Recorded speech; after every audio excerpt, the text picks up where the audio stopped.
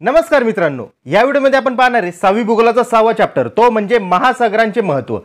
या आधीचे जर 5 चॅप्टर तुम्ही पाहिले नसतील तर तुम्हाला रिक्वेस्ट आहे ते 5ही चॅप्टर पाहून घ्या। 6वी भूगोल हा तुम्हाला 7वी 8वी 9वी 10वी या सर्व भूगोलांचा हा पाया आहे।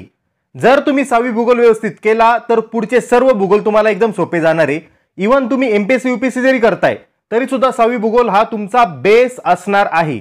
त्याच्यामुळे याच्यावर प्रभुत्व निर्माण करा, याच्यावर मास्टरी हासिल करा आणि भूगोलामध्ये टेन्शन फ्री रहा। कारण 6वी भूगोल जर तुम्ही करून टाकला तर भूगोलाच्या बाबतीत तुमची लाईफ झिंगालाला होऊन जाणार आहे। आता पाहूया आपण या चॅप्टर मध्ये आपल्याला नेमकं काय पाहायचंय। या चॅप्टर मधून आपल्याला या 5 प्रश्नांची उत्तरे भेटणार आहेत। कोणते कोणते 5 प्रश्न पाहूया आपण। पहिला प्रश्न आहे, समुद्राचे पाणी खारट का असते? याच्यासोबतच आपल्याला हे पण कळणार आहे की मीठ कसं तयार होतं। दुसऱ्या प्रश्नाचं आपल्याला उत्तर भेटणार आहे, महासागर जगाचे तापमान कसे नियंत्रित करतात? जे जगाचं पूर्ण तापमान आहे हे महासागर कंट्रोल करतात, ते कसं करतात हे आपल्याला कळणार आहे।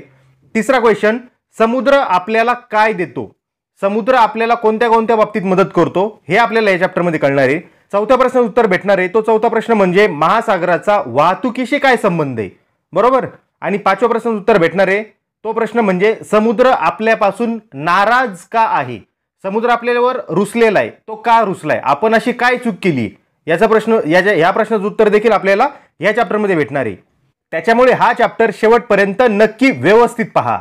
So I welcome you all to M study. Channel आतापर्यंत सबस्क्राइब केलं नसेल तर प्लीज सबस्क्राइब करून घ्या, आपल्या मित्रांबरोबर नक्की शेअर करा। मला एका साध्या प्रश्नाचं उत्तर द्या मित्रांनो, काय वाटतं तुम्हाला, आपल्या पृथ्वीवर जमीन जास्त आहे की महासागर जास्त आहे? काय वाटतं तुम्हाला? आता तुमच्यातले काही म्हणतील की जमीन जास्त आहे, काही जण म्हणतील महासागर जास्त आहे। तर तुम्हाला सांगू इच्छितो, आपल्या पृथ्वीचा जवळजवळ 70 ते 71% पार्ट हा महासागरांनी व्यापलेला आहे। म्हणजेच काय, आपल्या पृथ्वीवर जमीन कमी आहे, बरोबर। आता जमीन जर कमी आहे, महासागर जर जास्त भागावर आहे, तर एक कॉमन सेन्सचा प्रश्न येतो, जमिनीवर आपल्याला जीवन जास्त सापडेल की महासागराच्या जीवन जास्त सापडेल? काय वाटतं तुम्हाला? आता आपण समुद्र तर वरतून पाहतो, बरोबर। आपल्याला समुद्राच्या आतमध्ये काय हे जास्त माहित नसतं। आपल्याला काय वाटतं, फक्त मासे, मगर किंवा इथले ऑक्टोपस वगैरे आपल्याला माहित असतात, किंवा समुद्राच्या खाली कधीतरी आपण पिक्चरमध्ये वगैरे पाहिलेलं असतं की समुद्राच्या खाली कधी कधी आपल्याला झाडं दिसतात। परंतु जमिनीवर आपल्याला जेवढी लाईफ सापडते ना, त्याच्या कितीतरी पटीने जास्त लाईफ ही समुद्राच्या आत आहे, हे माहिती तुम्हाला? आता महासागर काय कन्सेप्ट आहे, जो छोटा समुद्र असतो, जो छोटा सागर असतो त्याला आपण नॉर्मली समुद्र म्हणतो, त्याला इंग्लिशमध्ये सी असं म्हणतात। पण महासागर, ज्याला आपण इंग्लिशमध्ये ओशन असे म्हणतो, हे एका खूप मोठ्या पार्टवर पसरलेलं असतं। मग असे महासागर जगात किती आहेत? तर असे महासागर आहेत टोटल 5। सगळ्यात मोठा कोणता आहे? पॅसिफिक महासागर। 2 नंबरला आहे अटलांटिक महासागर, नंतर येतो हिंदी महासागर, त्याच्यानंतर आहे दक्षिण महासागर आणि त्याच्यानंतर आहे आर्टिक महासागर। आता पुढे जाण्याआधी अजून एक क्वेश्चन विचारतो, याचं उत्तर तुम्ही सर्वांनी मला कमेंटमध्ये सांगायचं आहे। आपल्या भारताला किती समुद्र लाभलेले आहेत? म्हणजेच आपल्या भारताला किती समुद्रांचा किनारा आहे? त्यांचे नावं जर तुम्हाला माहित असेल तर तुम्ही कमेंटमध्ये नक्की सांगायचे। तुम्हाला एक हिंट देतो, 3 समुद्र आपल्याला लाभलेले आहेत आपल्या भारताला। त्याचं एक नाव तर आपलं आत्ताच इथं दिसलं समोर। अजून 2 जर तुम्हाला माहित असतील तर कमेंटमध्ये नक्की सांगा। जे बरोबर कमेंट करतील त्यांच्या कमेंटला मी लाईक करणार। आता पॅसिफिक महासागर हा एवढा मोठा महासागर आहे की याच्यानंतर जे दोन जे महासागर आहेत, अटलांटिक आणि हिंदी महासागर, हे दोघं जर एकत्र केलं, या दोघांपेक्षाही पॅसिफिक महासागराचं जे क्षेत्रफळ आहे ते जास्त आहे। मग पॅसिफिक महासागर कुठे आहे? तो येतो आशिया खंड आणि उत्तर व दक्षिण अमेरिका खंडाच्या दरम्यान जो महासागर आहे त्याला आपण पॅसिफिक महासागर म्हणतो। अटलांटिक महासागर कुठे आहे? तर उत्तर अमेरिका आणि दक्षिण अमेरिका वर्सेस आफ्रिका आणि युरोप यांच्यामध्ये जो मोठा महासागर आहे एस आकाराचा, त्याला आपण म्हणतो अटलांटिक महासागर। हिंदी महासागर कुठे आहे? तर आशिया खंडाच्या खालचा पार्ट, म्हणजेच काय, भारत देशाच्या खालचा पार्ट, आफ्रिकेच्या खालचा पार्ट आणि ऑस्ट्रेलियाच्या वरचा पार्ट, हा जो सगळा पार्ट आहे हा आहे इंडियन ओशन किंवा याला आपण म्हणतो हिंदी महासागर। दक्षिण महासागर कोणता आहे? तर हिंदी महासागर व खाली अंटार्क्टिका खंड यांच्या मधली जी समुद्राची लाईन आहे याला म्हणतो आपण दक्षिण महासागर। याच्या आधी याला मान्यता नव्हती, परंतु रिसेंटली काही वर्षांआधीच याला पण इन्क्लूड केलं गेलंय। याच्या आधी फक्त 4 महासागर मानत होते, दक्षिण महासागर त्याच्यात नव्हता। इंग्लिशमध्ये याला म्हणतात सदर्न ओशन, लक्षात राहू द्या। आणि आर्टिक महासागर किंवा आर्टिक ओशन म्हणजे कोणता, तर एकदम उत्तर ध्रुवावर. आता पहिले चॅप्टर जर तुम्ही पाहिले असेल तर तुम्हाला माहिती आहे की उत्तर ध्रुव कुठे आहे. उत्तर ध्रुवावर जो समुद्र आहे, जो वर्षातले बरेच महिने गोठलेल्याच अवस्थेतच असतो, हा आहे आर्टिक ओशन किंवा आर्टिक महासागर. ठीक आहे, लक्षात राहील. आता इथे त्यांनी आपल्याला आहे ना एक हे करायला लावलेलं आहे, प्रयोग करायला लावलेला आहे. त्यांनी काय सांगितलंय, एका डिशमध्ये बोरवेलचं पाणी त्यांनी घ्यायला लावलेलं आहे आपल्याला. बोरचं पाणी घ्या म्हटले ते, त्याला दिवसभर उन्हामध्ये ठेवा. उन्हामुळे काय होणार आहे, पाण्याची वाफ होणार आहे, पाणी सगळं उडून जाणार आहे आणि खाली एक पांढरा थर आपल्याला त्या भांड्याला चिटकलेला दिसणार आहे. तर आपल्याला त्यांनी सांगितलं याची टेस्ट घ्या. ती टेस्ट कशी लागणार आहे आपल्याला, तर ती लागते आपल्याला खारट, बरोबर, सॉल्टी टेस्ट लागणार आहे. तर हे काय असतात, क्षार असतात. आता क्षार म्हणजे काय, तर पाण्यामध्ये असलेलं खनिजांचं प्रमाण किंवा पाण्यातले खनिजे जे असतात त्याला आपण म्हणतो क्षार. तर ते खनिजे कोणत्या कोणत्या प्रकारचे असतात, फॉस्फेट, सल्फेट, कधी कधी आयन वगैरे असतं, या टाईपचे खनिजे असतात, ते पाण्यामध्ये असतात. जर तुमच्या घरी जर बोरचं पाणी येत असेल तर त्याला आपण हार्ड वॉटर म्हणतो. बऱ्याच ठिकाणी आता बऱ्याच जणांच्या घरामध्ये बाथरूमचे ज्या टाईल्स आहेत किंवा जे नळ आहेत, आपले किचनचे नळ, बाथरूमचे नळ, याच्यावर पांढरा पांढरा थर आलेला असतो. आता हे काय घाण नसतं, परंतु ते बोरचं पाणी त्याच्यावर पडून पडून ते क्षार त्याच्यावर जमा झालेले असतात. असेच क्षार हे समुद्राच्या पाण्यामध्ये जास्त प्रमाणात असतात. आता हे क्षार समुद्राच्या पाण्यात कुठून येतात, तर आपल्याला माहिती पाऊस कसा पडतो. माहिती तुम्हाला, माहित नसेल तर एका मिनिटात तुम्हाला सांगतो मी. काय होतं, उन्हाळा येतो आधी, बरोबर, उन्हाळा येतो किंवा सूर्य तर तापतच असतो नेहमी. सूर्य तापल्यावर महासागराच्या पाण्याची महासागरात जे पाणी त्याची होती वाफ, ती वाफ जाती वरती. ठीक आहे, ती वर गेल्यावर त्याचं काय होतं, त्याचं होतं ढगांमध्ये रूपांतर. हे ढग वाऱ्याच्या प्रभावामुळे अख्ख्या पृथ्वीवर पसरतात. एकदा ते सगळ्या पृथ्वीवर पसरले की थंड वारा निर्माण होतो. थंड वाऱ्यामुळे त्या ढगामध्ये जी वाफ साचलेली, जे पाणी साचलेलं आहे, त्याचं काय होतं, पाण्यात रूपांतर होतं, कंडेन्स होतं ते पाणी. ठीक आहे, आणि ते पावसाच्या रूपात परत जमिनीवर पडतं. काय झालं, सूर्याच्या उष्णतेमुळे महासागरांच्या पाण्याची झाली वाफ, ती गेली वर, त्याचं झालं ढग तयार. ते ढग जेव्हा त्याला गार हवा लागती, त्या गार हवेमुळं त्या ढगातले जी वाफ आहे त्याचं पाण्यात रूपांतर होतं आणि ते पाणी पावसाच्या रूपात जमिनीवर पडतं. पावसाच्या रूपात जेव्हा ते जमिनीवर पडतं, काही पाणी जमिनीमध्ये झिरपतं, काही पाणी नदी, ओढे, नाले यांच्या स्वरूपात परत छोट्या नदीतून मोठ्या नदीत, मोठ्या नदीतून महासागरातच जाऊन मिळतं. म्हणजेच काय, याला काय म्हणतो आपण, पावसाचं चक्र. हे चक्र असं चालू असतं. आता जेव्हा नदी वाहत वाहत जाऊन समुद्राला भेटती, आता आपल्याला माहिती आहे नदी काय एकटी नसती, नदीला अनेक छोट्या नद्या येऊन मिळतात, बरोबर. त्या छोट्या नद्यांना अनेक छोटेसे ओढे जाऊन मिळतात. तुम्ही बरेचसं म्हणजे तुमच्या सिटीमध्ये म्हणा, तुमच्या गावामध्ये म्हणा, तुम्ही ड्रेनेज वगैरे पाहिलेलं असेल. म्हणजे एखाद्या आपण शहराच्या स्पेसिफिक भागातून जर गेलो तर आपल्याला तिथे गेल्यावर वास येतो बघा, आपण काय म्हणतो, तिथून नाला गेलेला आहे. आता हे नाल्याचं पाणी पावसाळ्यामध्ये तो नाला तुडुंब भरून वाहत असतो. म्हणजे आपण आपल्या गावामध्ये किंवा कधी ना कधी हे पाहिलेलं आहे. किंवा छोटेसे ओढे असतात गावात वगैरे जर तुम्ही गेले किंवा डोंगरावर जर गेले, तिथून छोटेसे झरे वाहत असतात. हेच पुढे जाऊन हळूहळू एकमेकांमध्ये मिसळून हे छोट्याशा नदीत रूपांतर करतात. अशा छोट्या नद्या मिळून एक मोठी नदी तयार होती, बरोबर. उदाहरणार्थ आपल्या भारतातली गंगा नदी ही एक मोठी नदी, त्या नदीची उपनदी यमुना आहे. किंवा आपल्या महाराष्ट्रामधली गोदावरी नदी. आता गोदावरी नदीच्या अनेक उपनद्या आहेत, बरोबर. तसेच खाली कोणती आहे, कृष्णा नदी.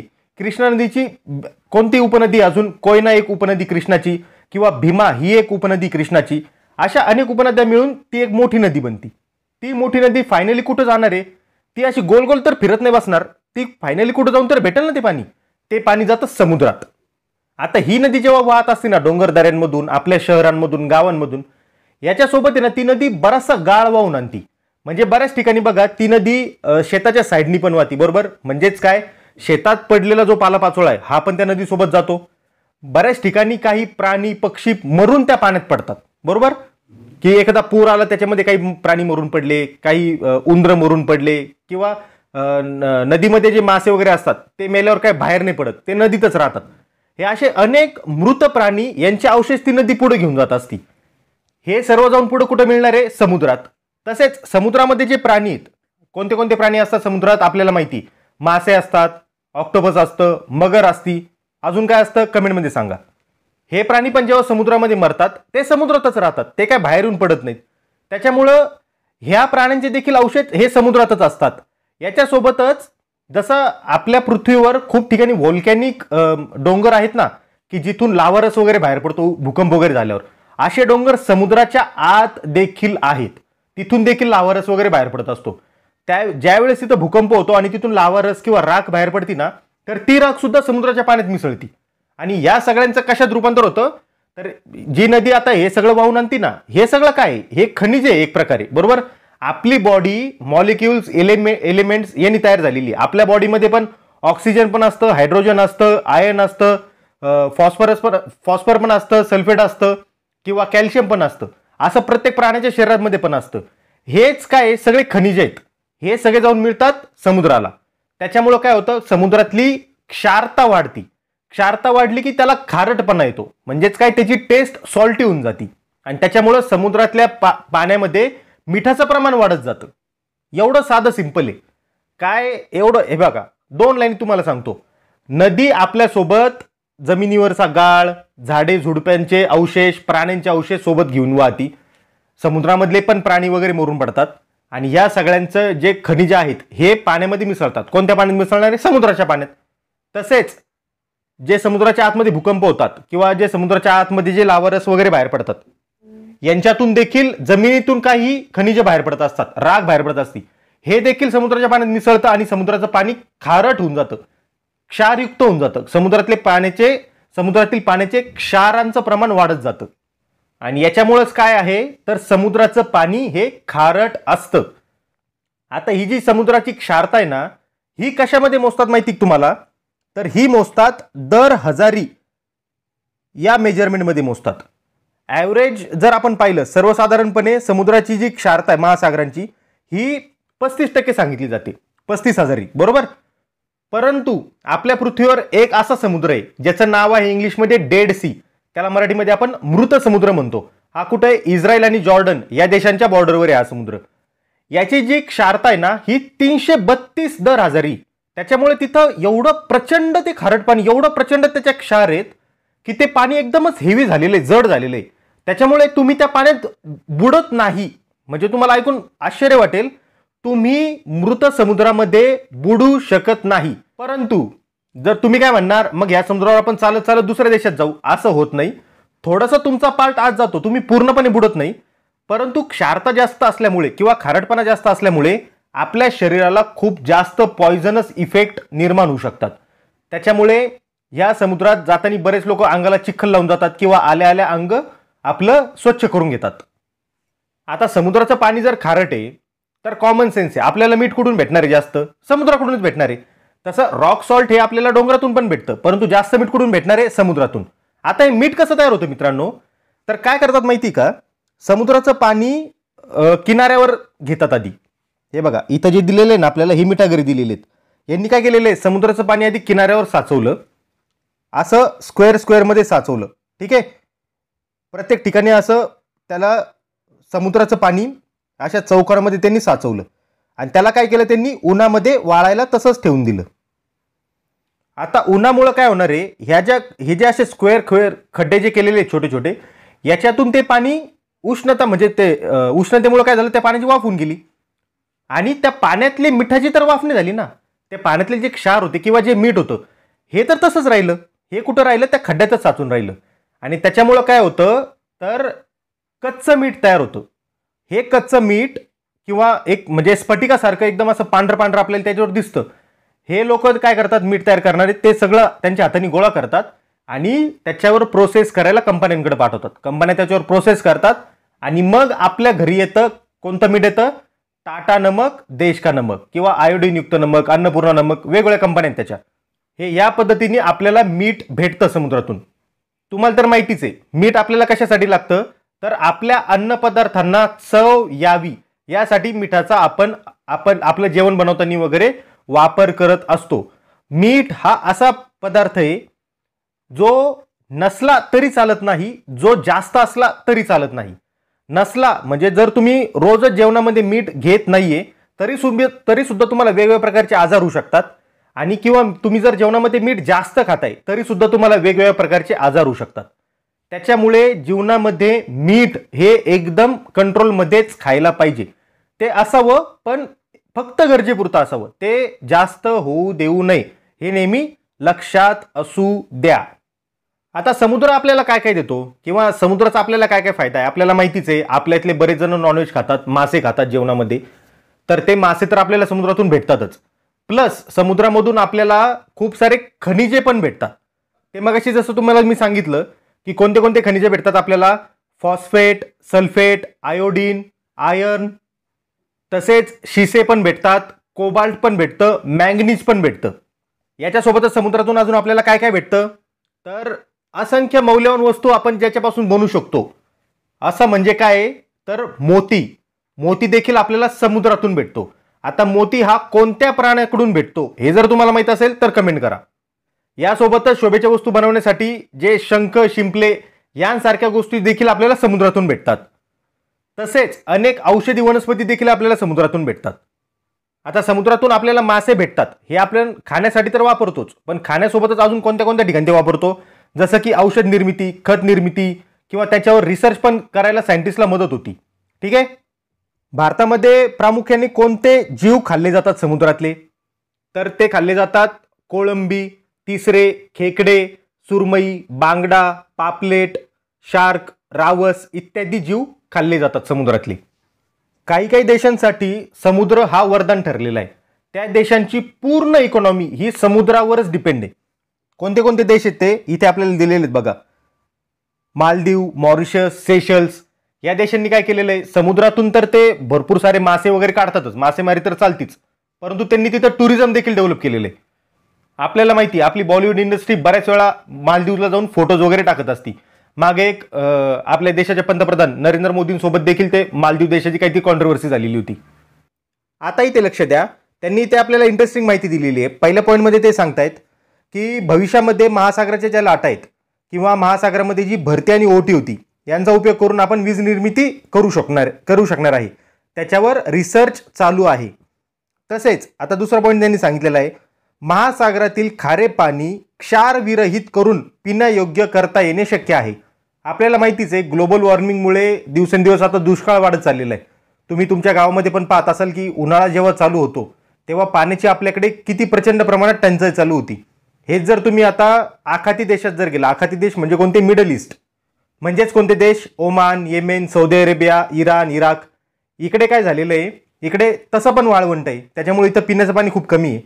तर या देशांमध्ये जसं की दुबई झालं किंवा UAE जे झालं, इथं ऑलरेडी असे प्लॅन्ट बसवले गेलेत की समुद्राचं पाणी क्षार विरहित करतात, म्हणजे त्या समुद्रातल्या पाण्यातले ते क्षार काढून टाकतात आणि त्याला पिण्यायोग्य बनवतात.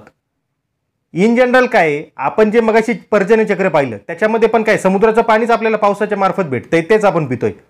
हेच मशीन वापरून तयार करतायत तिथे. आणि आता जसा जसा दुष्काळ वाढत जाईल तसं तसं आपल्याला मशिनरीजमध्ये जास्त इन्व्हेस्टमेंट करावं लागणार आहे सगळ्याच देशांना, आणि समुद्राचं पाणी पिण्यायोग्य आपल्याला बनवावं लागणार आहे. पुढचा पॉईंट बघा, सागर किनाऱ्यावर दलदलीच्या भागात किंवा खाडी क्षेत्रात क्षारयुक्त मृदा व दमट हवामान असते. आपल्याला माहिती आहे समुद्रात काय क्षार जास्त आहे, त्याच्यामुळे त्याच्या आसपासची जी माती त्याच्यात ती कशी असणार आहे, ती ऑब्व्हियसली असणार आहे क्षारयुक्त. तसेच आपण 4थ्या चॅप्टरमध्ये हवामान हा चॅप्टर पाहिला होता, त्याच्यामध्ये आपण पाहिलं होतं की समुद्राच्या आसपास म्हणजे किनारी भागामध्ये हवामान कसं असतं, दमट असतं. 4था चॅप्टर पाहिला नसेल तर प्लीज पाहून घ्या. ठीक आहे. याच्या मागचा पण तापमान हा देखील चॅप्टर बघा, कारण त्याच्यातले देखील पॉईंट या चॅप्टरमध्ये आलेले आहेत. तर हे जे समुद्र किनारीचं जे दलदलीचं क्षेत्र आहे किंवा खाडीचं क्षेत्र आहे, इथं काय असतं, तर हे बघा इथं आपल्याला ती इमेज दिलेली, याला म्हणतात खारफुटीची वने किंवा सुंदरीची वने. हे या दलदलीच्या क्षेत्रामध्ये या टाईपचे झाडं वाढतात. आता यांचं जे लाकूड आहे हे कसं असतं, हे तेलकट असतं, वजनाने हलकं असतं, तसेच ते टिकाऊ देखील असतं, त्याला जास्त कीड वगैरे शक्यतो लवकर लागत नाही. त्याच्यामुळे या लाकडांचा जो वापर आहे हा इंधनासाठी तसेच नाव तयार करण्यासाठी केला जातो. या लाकडांपासून काय बोटी वगैरे बनवल्या जातात.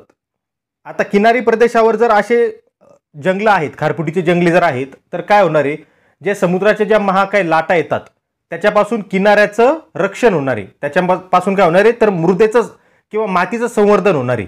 नाहीतर नॉर्मली काय असतं, समुद्राच्या लाटांमुळे जी जमिनीवरची जी माती ही समुद्रात खेचली जाते, परंतु या वनांमुळे त्याला कुठेतरी रेजिस्टन्स क्रिएट होतो, अडथळा क्रिएट होतो. या वनांचा अजून एक काय फायदा आहे, या वनांच्या आजूबाजूला जे गावं आहेत किंवा जे शहर आहेत त्यांना या वनांकडून भरपूर प्रमाणात ऑक्सिजन भेटतो. त्याच्यामुळेच खारफुटीच्या वनांना काय म्हणतात, तर समुद्र किनाऱ्यावरच्या शहरांची फुफ्फुसं किंवा लंग्स असं या खारफुटीच्या वनांना म्हटलं जातं, लक्षात असू द्या. आता इथे लक्ष द्या. ही माहिती जर तुम्हाला समजून घ्यायची असेल तर मी तुम्हाला रिक्वेस्ट करेल याच्या मागचा चॅप्टर नक्की बघा, तापमान. त्याच्यानंतर ही माहिती जर तुम्हाला समजून घ्यायची असेल तर 4 नंबरचा चॅप्टर हवामान नक्की पहा. नाहीतर ह्या माहितीत मी किती जरी आता एक्सप्लेन केलं पण तुम्ही ते जर 2 चॅप्टर पाहिलेले नाहीयेत तर तुम्हाला हे नीट समजणार नाही. त्याच्यामुळे तुम्हाला रिक्वेस्ट करतोय प्लीज ते 2 चॅप्टर बघा, म्हणजे हा चॅप्टर तुम्हाला व्यवस्थित समजेल. काय दिलेलं आहे यांनी, तर आपण मागच्या चॅप्टरमध्ये पाहिलं होतं 2 प्रकारचे तापमान असतात. एक असतं समतापमान, एक असतं विषम तापमान. समतापमान आपण कुठं पाहिलं होतं मित्रांनो, ते असतं नॉर्मली समुद्र किनाऱ्याच्या भागात. आता आणि खंडांच्या आतमध्ये खंडागर्त भागात कोणतं तापमान असतं तर ते असतं विषम तापमान. म्हणजे जसं आपण समुद्रापासून आत येऊ, आपण त्याच्यामध्ये महाराष्ट्राचा नकाशा पाहिला होता, कोकण किनारपट्टीवर इथून तिथून कसं तापमान आहे सम. हेच जर आपण पश्चिम महाराष्ट्र, उत्तर महाराष्ट्र, मराठवाडा, विदर्भ इकडे जर गेलो तर इकडे काय असणार आहे विषम तापमान. विषम तापमान म्हणजे काय, तर जी तापमान कक्षा असते ना इथली ही खूप जास्त असते. म्हणजेच काय, दिवसाचं जे कमाल तापमान आहे या ठिकाणांचं आणि रात्रीचं जे किमान तापमान आहे, म्हणजे दिवसातलं जास्तीत जास्त तापमान आणि रात्रीचं कमीत कमी तापमान, बरोबर. याच्यातला जो फरक आहे हा खंडांच्या आतमध्ये जेवढा पण भाग येतो म्हणजे समुद्रापासून लांब, याच्यामध्ये तफावत जास्त असते. म्हणजेच काय, इथं असतं विषम तापमान. हेच आपण समुद्राच्या किनारी जर थांबलो तर इथे दिवसाचं जे पण हायेस्ट टेम्परेचर जातं दुपारी 12 वाजता, 1, 2, 3 वाजता जे पण हायेस्ट टेम्परेचर जातं आणि जे रात्रीचं सगळ्यात लो टेम्परेचर जातं याच्यामध्ये तापमानात एवढा काही जास्त फरक नसतो. फॉर एक्झाम्पल मुंबई किंवा रत्नागिरी, रायगड, सिंधुदुर्ग इकडचं जर आपण कन्सिडर जर केलं तर इथं जर दिवसाला मॅक्सिमम टेम्परेचर समजा कधी जातंय, सपोज करू आपण 32 डिग्री जातंय, तर हे रात्री पडत पडत जास्तीत जास्त किती पडणार आहे तर ते 23 डिग्री किंवा 24 डिग्री पर्यंत जाईल खाली. म्हणजे आपण बातम्यांमध्ये पाहतो ना कमाल तापमान, किमान तापमान. याच्या आधीचे 2 चॅप्टर पाहिले नसेल तर प्लीज पाहून घ्या बरं का, नाहीतर सगळं डोक्यावरून जाईल. बातम्यांमध्ये आपल्याला दाखवतात बातम्यांमध्ये की कमाल तापमान एवढे, किमान तापमान एवढे. कमाल तापमान म्हणजे काय, तर त्या दिवसातलं जास्तीत जास्त तापमान किती वर गेले, आणि किमान तापमान म्हणजे काय, त्या दिवसात सगळ्यात कमी तापमान किती होतं. याच्यातला जो फरक आहे याला म्हणतात तापमान कक्षा. ही किनारी भागामध्ये कमी असती, म्हणजे याच्यातला जो फरक आहे हा कमी. म्हणजे सेम टेम्परेचर समुद्रकिनारी भागात जर दिवसा 32 आहे तर रात्री मॅक्सिमम ते 24 किंवा 23 पर्यंतच खाली जातं. हेच खंडांच्या आतमध्ये किंवा खंडागर्त भागात जर आपण गेलो तर तिथे काय असतं, दिवसाचं तापमान जर 32 आहे तर रात्रीचं कधी कधी 17-18 डिग्री पर्यंत पण खाली पडतं, बरोबर. म्हणजेच काय, तापमान कक्षा जास्त असती खंडाच्या आतमध्ये. म्हणजे समुद्रापासून जेवढं आपण आत जाऊ तेवढं तापमान कक्षा वाढत जाते. त्याच्यामुळे तिथं काय असतं विषम तापमान. हेच समुद्रकिनारी भागात काय असतं तर समतापमान असतं. आणि हे जे समुद्रकिनारी भागात जे समतापमान आहे ना, याच्यामुळं काय होतं तर बऱ्याच ठिकाणी आपण पाहतो की समुद्रकिनारी जास्त लोकसंख्या आहे. कारण खंडाच्या आतमध्ये काय होतं की विषम तापमान आहे, म्हणजे मध्येच तापमान खूप जास्त वाढत होतं, मध्येच खूप जास्त कमी होऊन जातं. पण समुद्रकिनारी जी हवा आहे ही शक्यतो उबदार राहते. त्याच्यामुळे इथे आपल्याला पॉईंट दिलेला आहे. काय दिलेला आहे तो पॉईंट, की सागर सानिध्य लाभलेल्या प्रदेशात हवामान सम असल्यामुळे मानवी लोकसंख्येची घनता या भागामध्ये जास्त असते. उदाहरणासाठी तुम्हाला मी सांगतो की समुद्रकिनारी भागात कोणते कोणते मोठे शहरं आहेत. जपानमधलं टोकियो झालं, आपल्या भारतातलं मुंबई झालं, कोलकाता झालं, चेन्नई झालं, हे देखील समुद्रकिनारी भागात आहेत. तसेच अमेरिकेमधलं न्यूयॉर्क सिटी झालं, चीनमधलं झालं शांघाय, किंवा नायजेरियामधलं झालं लागोस, तसेच अगेन अमेरिकेतलं झालं लॉस एंजलिस ज्याला LA असं देखील म्हणतात, किंवा अर्जेंटिनामधलं बुनो एरिस. हे जे सगळे शहर आहे हे कुठं वसलेले आहेत तर हे समुद्रकिनारी भागात वसलेले आहेत.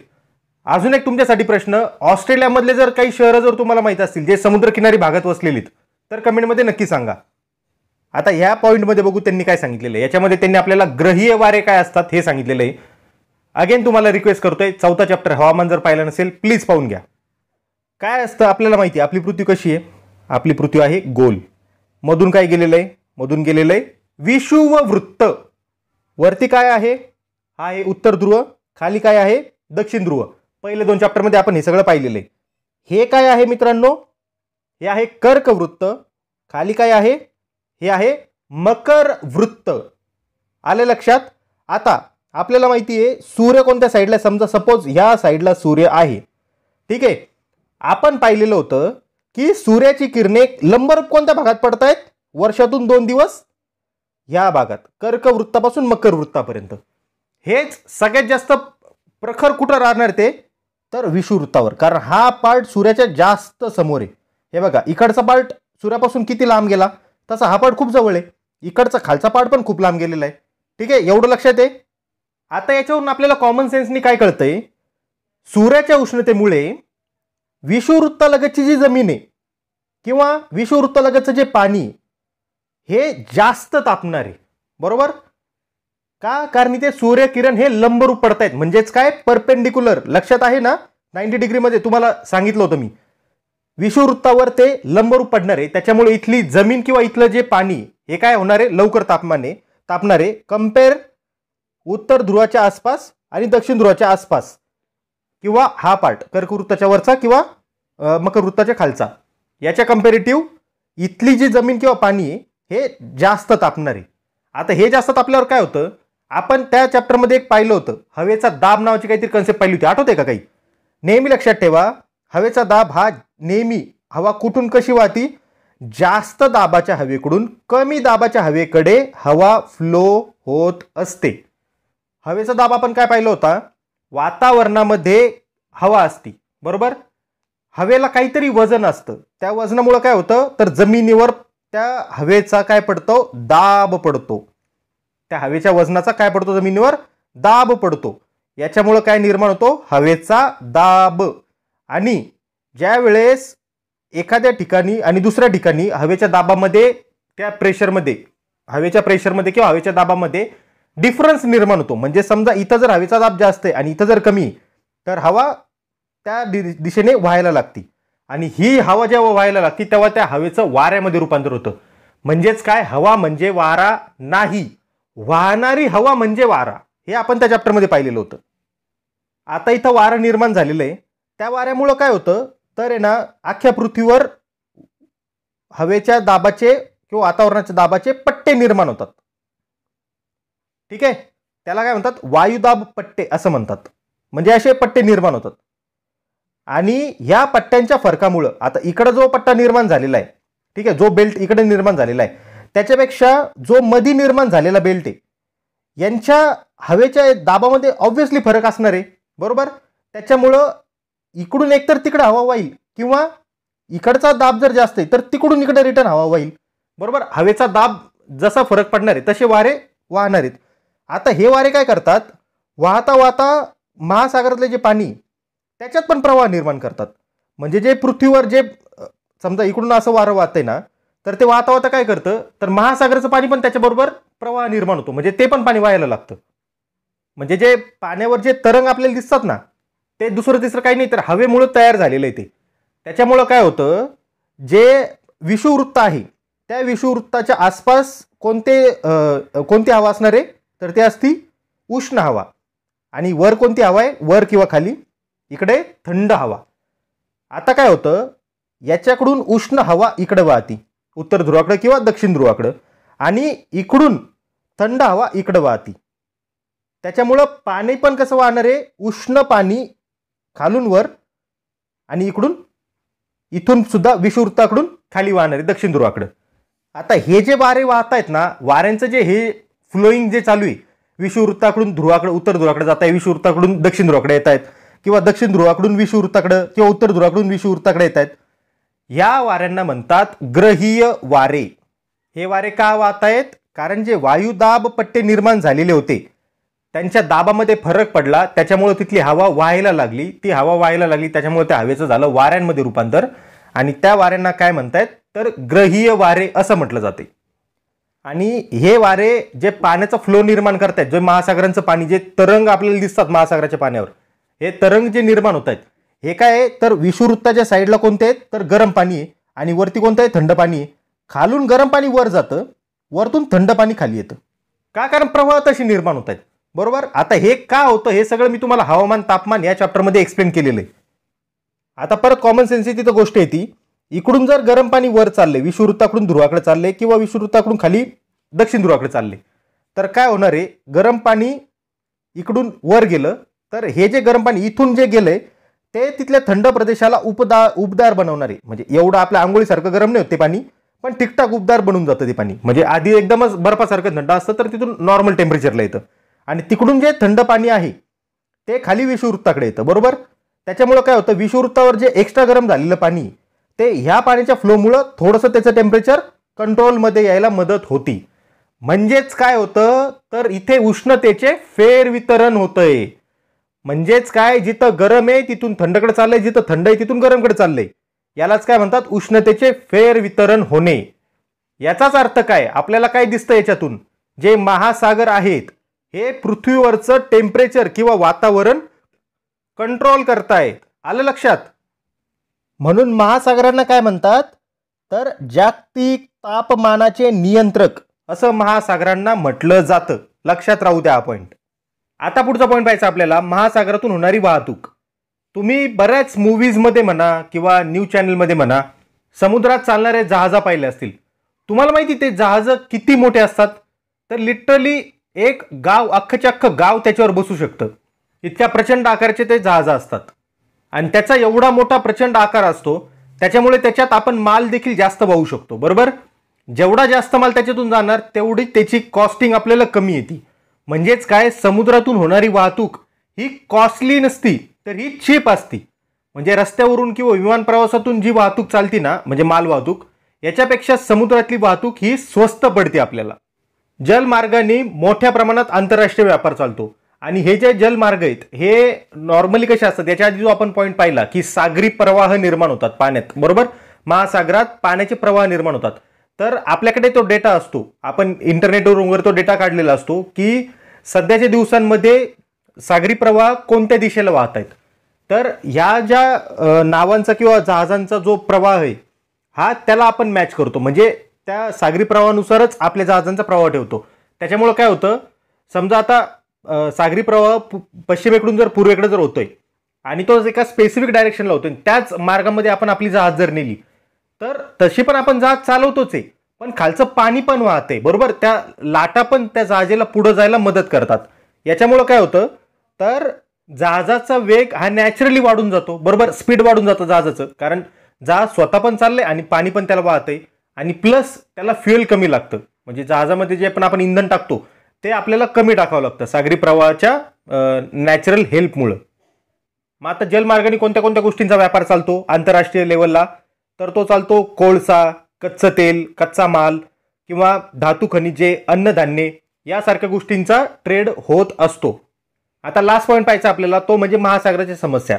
आपण चॅप्टर सुरू करायच्या आधी एक क्वेश्चन पाहिला होता की महासागर आपल्यावर नाराज आहे. तर तो का नाराज आहे, आपल्याला माहिती आहे की जवळजवळ 70-71% भागावर समुद्र व्यापलेला आहे. बरोबर. महासागराचं पाणी पृथ्वीवर. त्याच्यामुळे पृथ्वीला कोणता ग्रह म्हणतात, तर जलग्रह असे म्हणतात. आता या समुद्राचा चांगला वापर करता करता आपण या समुद्राचा चुकीचा देखील वापर करतो. तो कसा करतो, आपल्याला माहिती आहे आपल्या इथं बऱ्याच कंपन्या असतात. बरोबर. आपल्या गावचा बराचसा कचरा हा आपण डायरेक्ट नदीमध्ये सोडून देतो. कंपन्यांचं बरंचसं जे केमिकलयुक्त पाणी हे डायरेक्ट नदीत जातं. याच्यामुळे काय होतं, नदीतले मासे मरतात. इव्हेंच्युअली ते पाणी समुद्रात जातं, समुद्रातले मासे मरतात. समुद्राच्या ज्या वनस्पती त्यांची वाढ खुंटून जाते याच्यामुळं. तसेच जे आपण मगाशी पाहिलं ना की काही मोठे शहरं समुद्राच्या किनारे भागात आहेत. जर तुम्ही मुंबईला गेले ना तर जुहू चौपाटीवरचा तुम्हाला इतका प्रचंड प्रमाणात कधी कधी कचरा पडलेला दिसतो तिथं. म्हणजे लोक अक्षरशः तिथं वेफर्स वगैरे खातात आणि त्याचे जे रॅपर आहेत ते तिथंच किनाऱ्यावर टाकून निघून जातात. मग जेव्हा समुद्राला भरती येते ते सगळं प्लॅस्टिक वगैरे सगळं समुद्रात निघून जातं.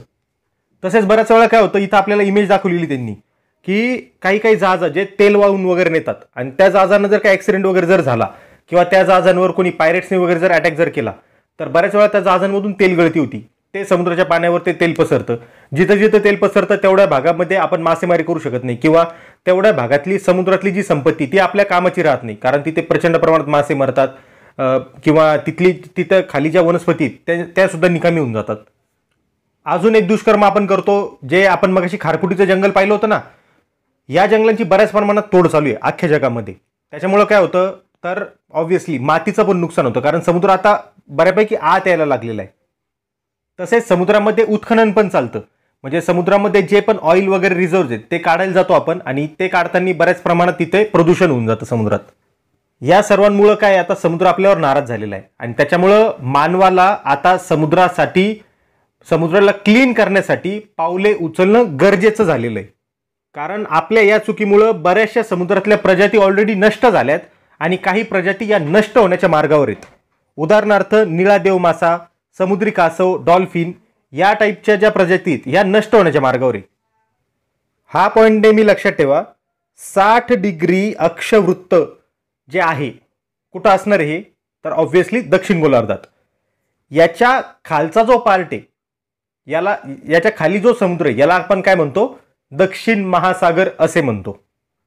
चॅप्टर एंड करताना अजून एक वाक्य लक्षात ठेवा की पाणी हे कोणत्याही रूपात असलं तरी ते आपल्या सजीवांसाठी वरदानच आहे, बरोबर. म्हणूनच मानवाला ज्ञात असलेल्या ग्रहांमध्ये सजीव सृष्टी फक्त पृथ्वीवर आढळती आणि तिचं रक्षण करणं हे आपलं कर्तव्य आहे, हे सर्वांनी लक्षात ठेवा, बरोबर. तर हा चॅप्टर होता आपला मित्रांनो. चॅप्टर कसा वाटला कमेंटमध्ये नक्की सांगा. व्हिडिओ आवडला असेल तर लाईक करा, शेअर करा, आपल्या चॅनेलला नक्की सबस्क्राईब करा. Stay connected with M study. जय हिंद. थँक्यू.